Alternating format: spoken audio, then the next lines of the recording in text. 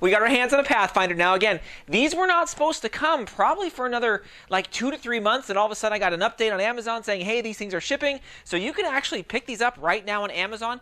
Actually, you could probably get any of these, any of the line here, if you guys are kind of curious, whether it's the Fate, whether it's the Vision, all of these, as of making this video, yeah, all these are readily available and probably could get to you in a few weeks.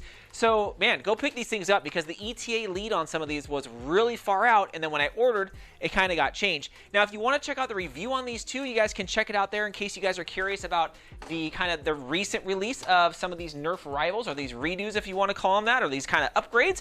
But check it out. We got the PathFinder. I am super pumped on this. You know, it's, you know, one we've kind of all been waiting for. When a lot of people looked at this, like kind of right out of the gate, they were like, oh my gosh, that is so ridiculous. And it is true. It's a very, very unique blaster. So let's hop in. Let's take a look at the actual box. It's big. It came in like a double box, bigger than the boxes I've ever seen. I was like, man, this is, what is in this? It's got to be my blaster. So nothing too crazy. If we flip it over on the back, again, nothing too out of the ordinary on the back. There are no Easter eggs on here. I don't see anything that talks about a electronic version of kind of these new rollouts of these new rival series, which I hope we have here in a little bit. But hey, who knows? But if we take a look at this thing right in the hands, it's good. It feels good. I wish the stock was a little adjustable, which we'll talk about in a sec here. But in the hand, it's not that bad. It kind of reminds me of a really subcompact type of machine blaster, comparison to, say, like something like one of the Nerf rival Saturns, where it was a little bit bigger, reminded you of a shotgun type blaster. But yeah, this back piece back here, non-adjustable. Okay, still, it feels good back here. I'm kind of cramped, if you guys can kind of see. It's kind of crampy, but it's not bad. It's not terrible. I think for a smaller Nerfer, you guys are going to love this thing, man. That goes for the grip as well. I mean, the grip on this is very sleek, very slender. It fits really good in my large adult hands. So for smaller Nerfers, you're going to love this thing. Both right and left-handed just feels great. Now, one of the things about this that I was like, oh, this is kind of unique.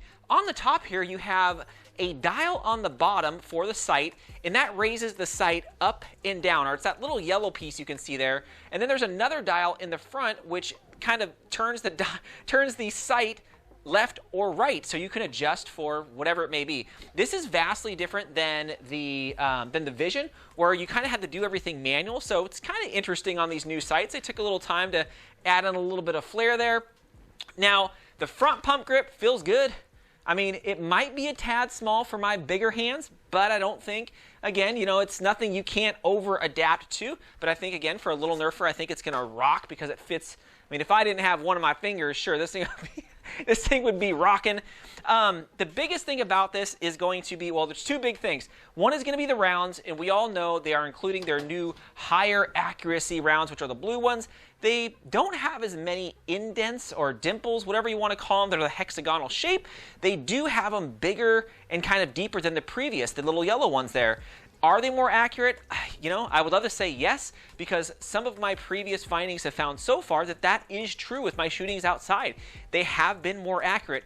We did pick up we picked up 100 rounds, so we are going to shoot these out of the Percy's to see if they are more accurate out of the Springer type blasters, or are they more accurate also out of a electronic flywheel blaster. We're going to test that out here probably in the next couple days, but still, hey, I don't mind it.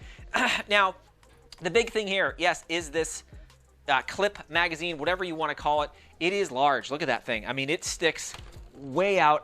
I get scared. I'm going to hit this. I'm going to break it. I'm going to do something to it. It still looks really cool, but man, it sticks out super, super far. Now, with this mag, I was like, let's look at this comparison to some of the old mags, or the old style for the old rivals.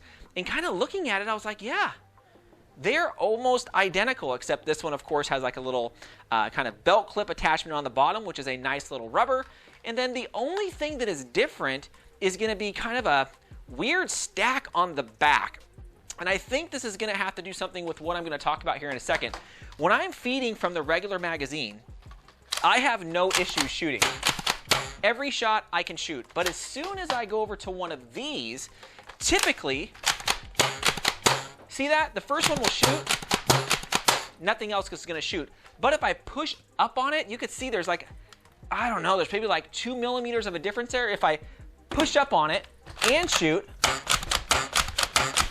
now it shoots every single time. And I tried this with 4 or 5 different older style magazines. I thought out of the gate they were going to fit. They were going to look great. And just looking at them, they look almost identical. I looked at the balls. It looks like maybe the balls on these ones stick up just slightly higher than this.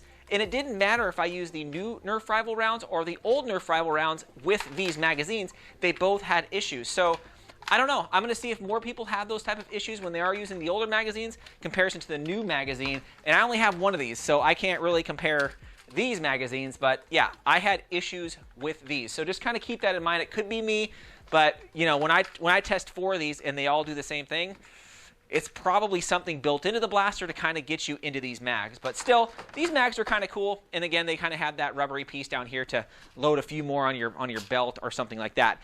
So let's get into me shooting this thing. Hey, this thing's rocking, you know it, right around about 95 FPS is what I would expect. This thing claims to shoot about 90 FPS. Now it is, again, kind of dark outside, so I'm just shooting here in my garage. And just like any Nerf Rival, it shoots hard.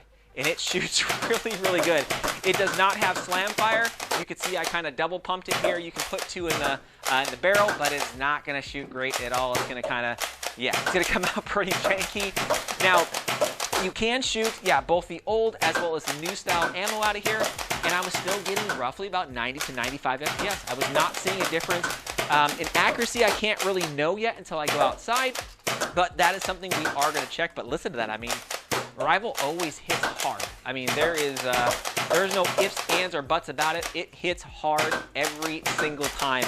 I was wishing this was going to be slam fire, but hey, you can still pump this thing really, really fast. I do envision somebody making some type of foregrip for this, because looking at it, yeah, I mean, you could definitely make a foregrip for this thing pretty easy. I mean, it's a 2-piece design. Just make one side of it, and you are good to go. So there you go. That is me shooting this thing. You know, overall, guys, it's a cool blaster. I got to give you that. Do I like this big magazine sticking out there? Ugh. Not necessarily. It always kind of scares me. I am so waiting for somebody to make an electronic Rival drum that you can stick on here. I've seen a couple. I know what you guys are thinking. I've seen a couple, but man, you know, it would be kind of nice to have something. But hey, some people like that look, right? It's not too bad. But without it being compatible so far with the older style mags, I have a ton of these, and I was hoping they were going to work. Let's see. This first one typically will, so you see it won't shoot. Now if I push down on it, so if I push down on it here, yep, there you go. So I don't know. I'm thinking maybe it's kind of the same issue we saw with the Dart Zone MK3, where you could put different mags in there, but it had an issue feeding. So I haven't really looked too deep as to why these don't fit, but I'm guessing it has to do something with where the actual lock is placed. But it looks almost identical, but it could be a millimeter or 2 off, thus making it so that you have to really kind of push it. Because you see this one, this has no wiggle when it's put in there in comparison to these. Yeah, these have some up and down wiggle. So there you go, guys. Again, that is my 2 cents on the PathFinder. Still a pretty cool blaster. Anyways, let me know what you guys think of this. Leave it down in the comments. I am always curious to hear what you guys got to say. We will probably do an overview, too, of all of these. Thanks again, Fox fans.